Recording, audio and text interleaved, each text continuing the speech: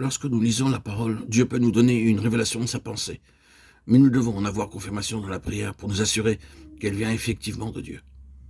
Nous avons un exemple selon 1 Chronique 17 au verset 1 et 2, lorsque David fut établi dans sa maison. Il dit au prophète, « Voici, j'habite dans une maison de cèdre, et l'arche de l'alliance de l'Éternel est sous une tente. » Nathan répondit à David, « Fais tout ce que tu as dans le cœur, car Dieu est avec toi. » Et au verset 25, « Car toi-même, ô mon Dieu, tu as révélé à ton serviteur que tu lui bâtirais une maison. C'est pourquoi ton serviteur a osé prier devant toi. »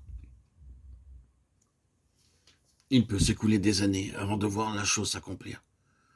Pour que Dieu travaille en nous, il a besoin de disposer d'une base.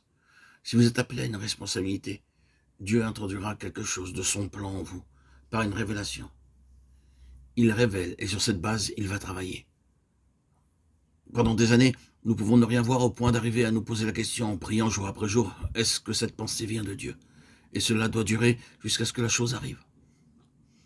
Dieu peut introduire en vous une révélation de son plan, bien que votre nouvelle naissance soit récente et votre vie spirituelle encore loin d'être constituée intérieurement.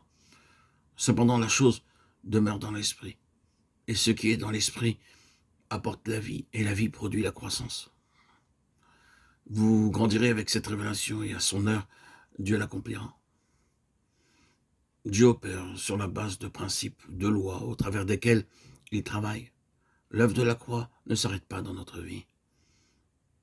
Tout ce que nous avons lu et partagé, tout enfant de Dieu peut y répondre. C'est un appel à tous les enfants de Dieu. Mais tous ne répondent pas. Lorsque Dieu nous parle, nous ne pourrons pas rester dans les systèmes et tôt ou tard, à l'heure de Dieu, nous en sortirons. Cela est un principe et non pas une invitation à sortir. Nous devons nous placer sous l'autorité de Dieu. Et si nous avons entendu et répondu à l'appel, Dieu à son heure nous fera sortir. Nous devons être amenés sous l'autorité du Seigneur lui-même, non pas sous l'autorité d'une organisation humaine où les hommes décident et prient ensuite. Ce n'est pas l'ordre divin, mais c'est l'explication de ce que nous pouvons voir. Notre salut est une chose immense.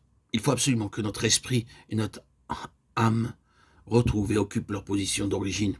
L'esprit doit être directeur et l'âme au service de Dieu, soumise à l'esprit. Toutes les erreurs et les confusions que nous commettons proviennent de cela. La pensée de Dieu, sa volonté, son plan, on ne sait ni les chercher, ni les trouver.